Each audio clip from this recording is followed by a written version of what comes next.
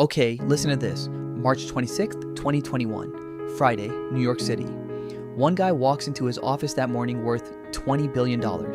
With a B, 20 billion. 2 days later, he walks out with nothing. Zero. Empty hands. Nobody in human history, and I mean nobody, has ever lost money this fast. Not Madoff, not the 1929 crash. This guy broke a record nobody wanted to break. And here's the crazy part. He didn't just blow up himself. He took down a 167-year-old Swiss bank with him. His name, Bill Hwang. And what this man did is going to teach you more about money in 4 minutes than any business school ever will.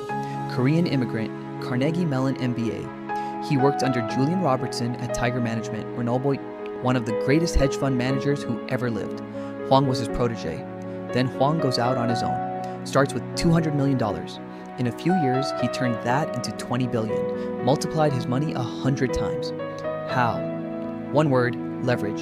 You ever played Monopoly with somebody who's winning? Hotels on Boardwalk, stack of cash, mortgaging everything to buy more. Looks unstoppable, right?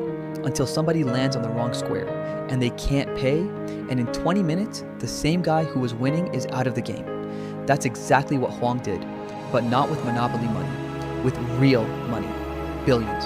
He borrowed from banks, 5 times his cash, 6 times. He had 36 billion of his own, but his real position in the market, $160 billion. Goldman Sachs, Morgan Stanley, Credit Suisse, Nomura, Deutsche Bank, UBS, all the biggest names on Wall Street lining up to lend him money. He was the golden boy, and in his free time, Bill Hwang gave Christian sermons, said he was a child of God, said he invested where God wanted him to invest. Remember this, the most dangerous people in the world are the ones who believe their own lies. Then came March 22nd, 2021. Viacom CBS, a stock he was heavily into, started dropping. The banks called. Hey Bill, we need more money. Now. That's a margin call. He couldn't pay. So all 6 banks panicked at the same time and started dumping his stocks to save themselves. When 6 of the biggest banks in the world sell the same stocks simultaneously, the prices don't just fall, they collapse. Like a building. 48 hours, $20 billion. Gone. Just gone. Credit Suisse, 167 years old, survived World War I, World War II, the Great Depression, lost $5.5 billion on this one man alone. 2 years later, dead, UBS bought what was left for basically nothing. One man, one bad bet, killed a bank that survived everything. Hwang got arrested, convicted on 10 charges, 18 years in prison. Now think about this. He had $20 billion.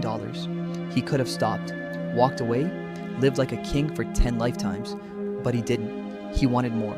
Rich people don't fall because they were poor. Rich people fall because they don't know when the game is over. They keep playing after they've already won. Rome ruled the world for centuries. Fell. The Ottomans ruled 3 continents for 600 years. Fell. It doesn't matter how much money you have. It matters whether you know when to stop.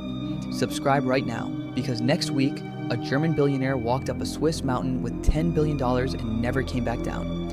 No body, no trace, just gone. I'm billion to zero. Every empire falls. The only question is, will you